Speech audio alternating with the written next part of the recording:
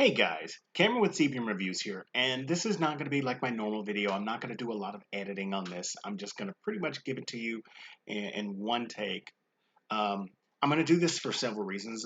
Some of them I'm going to talk about at the end of the video, but I want to talk about episodes 3 and 4 of What If. What If is a show that's currently on Disney Plus that explores the MCU in the same way that the comic books explored um, kind of that Marvel universe back in the day, and said, what if one change completely threw everything that you knew on its head? And so it does that in the events of the MCU. I'm going to talk about episode 3, which is What If the World Lost Its Mightiest Heroes? And then I'm going to talk about the newest episode, which is episode 4, which talks about what if Doctor Strange didn't lose his hands, but his heart. And we're going to go ahead and get started. Now, if you are new to this channel, if you like this sort of thing, hit that like and subscribe button. If you want to know as soon as a video goes up, hit that notification bell. You'll know as soon as I post a video. As I said before, this is an ongoing series. I talked about the first 2 episodes. You can actually check out the that video right up here. There we go. I got it right there. But the third episode talks about what if the Earth lost its mightiest heroes, and this is following kind of Nick Fury's week, and he goes from Monday through Friday, so to speak. In the very first scene, Iron Man dies, and then uh, it takes place throughout various Phase 1 movies. Like the very first scene takes place in Iron Man 2, then the scene after that takes place in the first Thor. Um, the scene after that takes place in The Incredible Hulk. So you get to kind of see some of these older movies, but in a different uh, atmosphere because they are getting killed. The first one to die is Iron Man. The second one to die is Thor, then Hawkeye, and then we get a death from the Hulk, who you think wouldn't be able to die, but it happens. And then there is a fifth death, but as far as that's concerned, I don't want to get into spoiler territory. I will say this though. This is a good episode. It is not my favorite episode, but it is definitely far from my least favorite. And the reason why I say that is this. With this series, I tend to enjoy the episodes that deviate very far from the original movie because I won't know what's happening. This is why I didn't feel super excited about the first episode because it very much paralleled Captain America the First Avenger. And even though this one goes through moments of Phase 1 movies like Iron Man 2, Thor, and The Incredible Hulk, something is drastically different in each of these. And that difference I already told you. And of course, there is somebody uh, behind it who I am not going to spoil because it was a pretty good secret. But if you're paying attention to the details, to the dialogue, you can figure out who is killing all of these heroes. And then, of course, it wouldn't be a party without Loki showing up, played by Tom Hiddleston. It was an enjoyable episode. A lot of people come back to reprise their roles, like Clark Gregg and Samuel L. Jackson, Tom Hiddleston. Mark Ruffalo plays the voice of the Hulk in this instead of Edward Norton. So it was nice. I almost forgot about Jeremy Renner. Jeremy Renner returns as Hawkeye. Um, but like I said, it wasn't my favorite, but it definitely wasn't bad. It ends in a way that I'm not surprised, but I also didn't see coming, so I was okay with it. Um, and as much as I'd like to go into a few details about how I felt about certain things, like I said, I didn't want to go into super spoiler territory.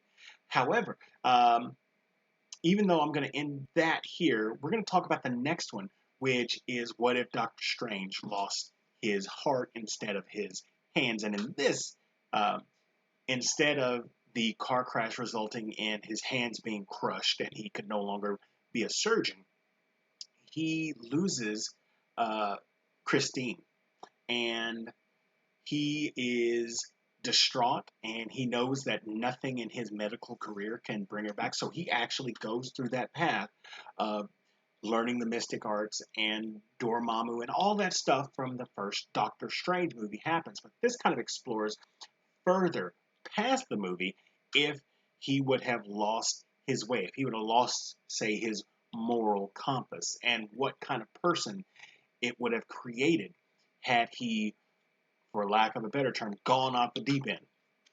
This is the kind of episode that I'm talking about whenever I say it deviates heavily from the original, from the source material, because you get that here. You get to see a Strange that definitely uh, goes to the dark side. Like I said, I'm really not trying to spoil anything here. Um, However, uh, we do have Benedict Cumberbatch reprising his role as Doctor Strange. We have Tilda Swinton playing the Ancient One. We have Benedict Wong, who is the smartest man in the world. Maybe not smartest, but he's the wisest man in the room. Because if he tells you not to do something, don't do it. And if he tells you to do something, you need to put that at the top of your do list. Um, there are some locations that we see from trailers that we have seen that we didn't know where they were from. We get to see them here. And we definitely get to see Doctor Strange once again, or rather Benedict Cumberbatch once again, reprising that I'm going to play the good guy and the bad guy, because he did that in the first Doctor Strange movie with Dormammu and Doctor Strange. And now he does that here with two Stephen Stranges. Did I reveal too much? I'm very sorry. That was not my intention. But if you really want to see how one person makes all the difference, this is definitely it. Even though you could say that with the entire series, how one person makes all the difference, this one takes it literally. And I really don't want to spoil anymore. I really don't want to say anything else about how this episode goes. If you have not been catching up, this is a perfect time to catch up. You've got 4 episodes, so it doesn't take much. They're all like 30 minutes. So 2 hours in, it's a good movie, except you get 4 acts that are almost completely separate from each other. This one, episode 4, actually brings in some, it brings in a familiar entity, one that we don't know, but we've seen before. But that's all that I want to talk about. I really enjoyed episode 4. I enjoyed episode 3, but still, episode 2 is unmatched. So that's those are my opinions of the episodes 3 and 4 of What If. Let me know what you thought about it in the comment section down below. And I said I was going to talk about why this video is going to be kind of streamlined. I'm going through some stuff. I'm going through some depression, and it's very real. I'm actually seeing a therapist for it, for those of you who are not aware. And I need to kind of streamline some things. So as much as I'd like to sit down and get some heavy editing in, I need to simplify my life. And so even though sometimes simplifying my life would mean not making the videos, I still want to talk with you guys. I still enjoy making these videos. I just can't do it properly whenever my headspace isn't where it needs to be. So I'm still going to try to make videos. I still am planning on reviewing Shang-Chi, but just to be clear, I filmed like 3 videos. Like I filmed a Titans review. I finally filmed a Black Widow review, and I talked about what I wanted to see with the X-Men coming to the MCU for a literal third time. And I haven't edited them because I have no passion to edit right now, and I don't want that to be a thing where I don't make videos because I don't have that passion. I still would like to make videos. I just am not in the right headspace. If you are going through depression, trust me, you are not alone. Please go find some professional help, because that does not make you weak. That makes you strong. That makes you out of denial. Once you get out of denial, you can get the help that you need.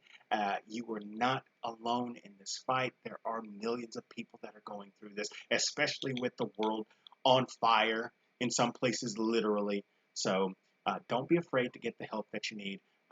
We are all rooting for you. So I'm going to end that there. If you like this sort of thing, hit that like and subscribe button. Share this with your friends. As always, this is Cameron with CBM Reviews. We'll see you next time.